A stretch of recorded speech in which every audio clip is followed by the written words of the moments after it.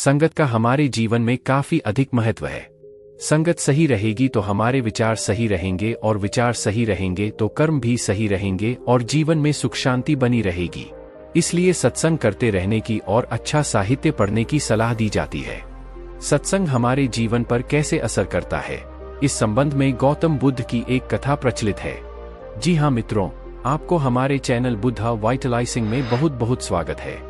यदि कहानी वीडियो पसंद लगे तो चैनल को सब्सक्राइब कर दीजिएगा।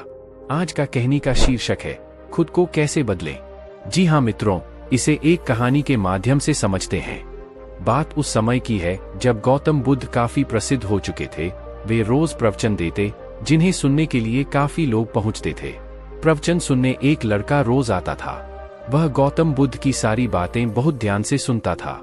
काफी दिनों तक प्रवचन सुनने के बाद एक दिन उस लड़के ने सोचा कि मैं प्रवचन तो रोज सुन रहा हूँ, लेकिन मेरे जीवन में कोई बदलाव नहीं आ रहा है। बुद्ध बातें तो अच्छी बताते हैं, लेकिन कुछ लाभ नहीं हो रहा है। मुझे इस बारे में बुद्ध से बात करनी चाहिए। अगले दिन वह लड़का बुद्ध से बात करने की इच्छा लेकर पहुंच गया। बुद्ध का प्रवचन शुरू हुआ और वे कह रहे थे कि अगर कोई व्यक्ति हम पर गुस्सा करता है तो वह हमसे ज्यादा खुद का नुकसान करता है। अगर हम भी दूसरे के गुस्से का जवाब गुस्से से ही देते हैं तो हम खुद का नुकसान कर लेते हैं। बुद्ध की ये बातें सुनते ही वह लड़का खड़ा हो गया और कहने लगा कि तथागत, मैं बहुत दिनों से आपके प्रवचन सुन रहा हूँ, लेकिन मेरे जीवन में तो कोई बदलाव ही नहीं आया है। मुझे तो प्रवचन सुनने से कोई लाभ नहीं हो रहा है।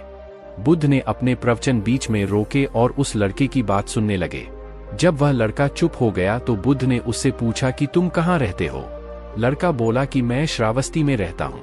बुद्ध ने कहा कि श्रावस्ती से यहाँ तक की दूरी कितनी होगी और यहाँ आने में कितना समय लगता है। उस लड़के ने बुद्ध की बातों का उत्तर दिया तो बुद्ध ने फिर पूछा कि यहाँ आते कैसे हो। उसने बताया कि मैं कभी पैदल आता हूँ, कभी सवारी का कोई साधन मिल जाता है तो उससे आ जाता हूँ। बुद्ध ने फिर एक नया प्रश्न पूछ लिया कि क्या तुम यहाँ बैठे बैठे अपने घर पहुँच सकते हो। ये प्रश्न सुनकर वह लड़का और वहाँ बैठे सभी लोग हैरान हो गए।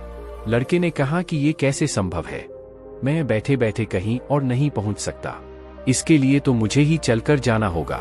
बुद्ध ने कहा कि तुम्हारी बातों में ही तुम्हारे प्रश्नों का उत्तर है। सत्संग सुनने से तब तक कोई लाभ नहीं होगा जब तक कि तुम उन अच्छी बातों को अपने जीवन में उतारते नहीं हो।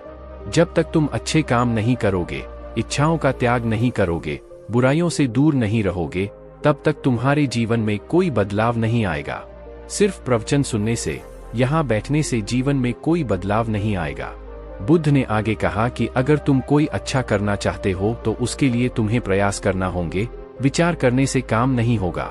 सत्संग में तुम्हें सही गलत बातों की जानकारी मिलती है, लेकिन उन्हें अपने जीवन में किस तरह उतारना है, ये तो तुम्हें ही तय करना होगा। तुम्हें प्रयास करने होंगे, तभी जीवन में सुख शांति और सफलता आएगी। सत्संग करते रहने से हमारी बुद्धि पवित्र रहती है और हमारा मन गलत बातों से बचा रहता है। अगर हम सत्संग नहीं करेंगे तो हमारे विचार भटक सकते हैं। इसलिए अच्छी किताबें पढ़नी चाहिए, अच्छे लोगों की संगत में रहना चाहिए। जी हाँ मित्रों, ये कहानी हमें यह शिक्षा देती है कि किसी भी कार्य को हौसला से करना चाहिए और जब तक खुद में सुधार ना हो तब तक निरंतर अभ्यास करते रहना चाहिए।